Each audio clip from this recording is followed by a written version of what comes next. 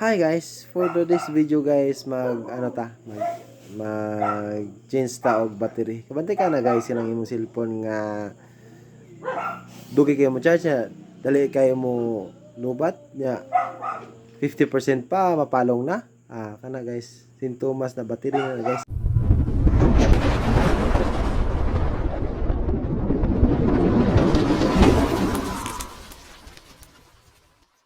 Okay guys, ato nang sugdan. Di po na to tapuso na tong testingan. Testing.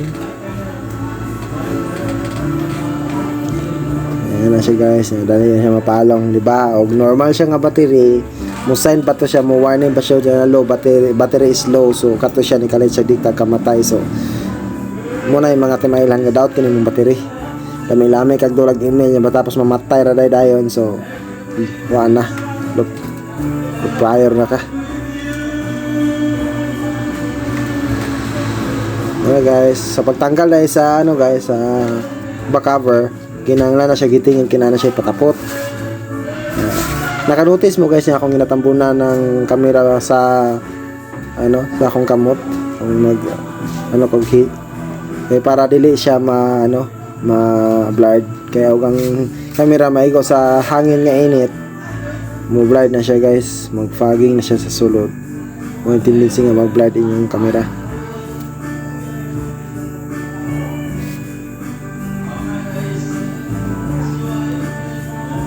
So pag heating da guys, minimal ra ang heat kay init, kay dili na siya pisa inyong gitanggal, patapot ra na. Pero kay igo-igo ra gud nga magwanta ra niya ba, I mean estimate ra mga feeling ra ba. Ito na ako nang gilugit-lugit. Careful ra sa paglugit kay kasi maapil niya ng flex sa yang fingerprint scanner. Na siya flex dia. Tanggalo ng ruska pa.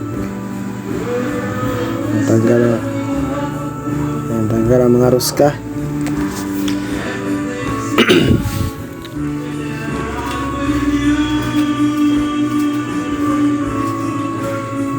Naka fast forward ay ko gamay guys, kay para dili ra pud mo maboring og sige ba. Sige lantaw na akong magpalos-palos ng ruska. Pero wala na siya cutting. Ang katrana sa katapusan kay taas na kayo.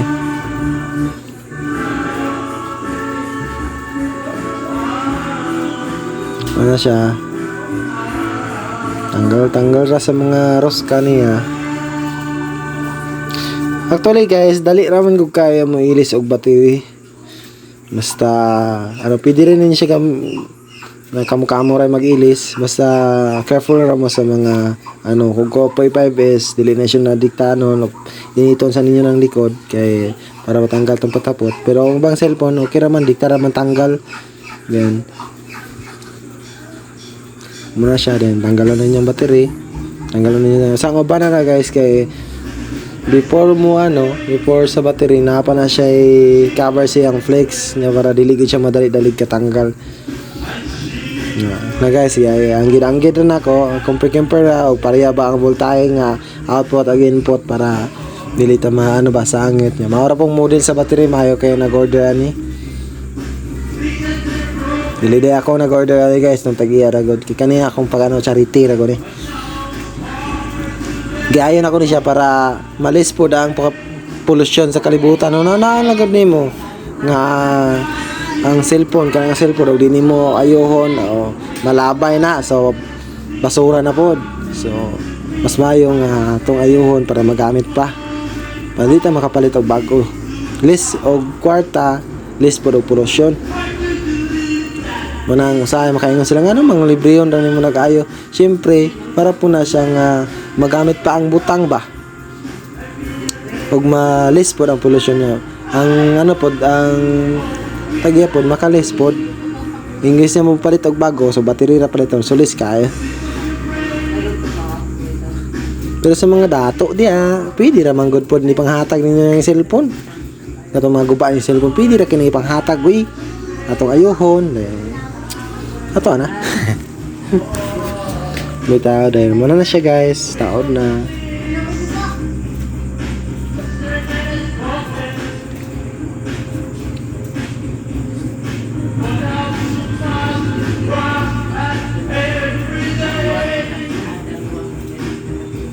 Peter, kadalay mo ilis og battery guys.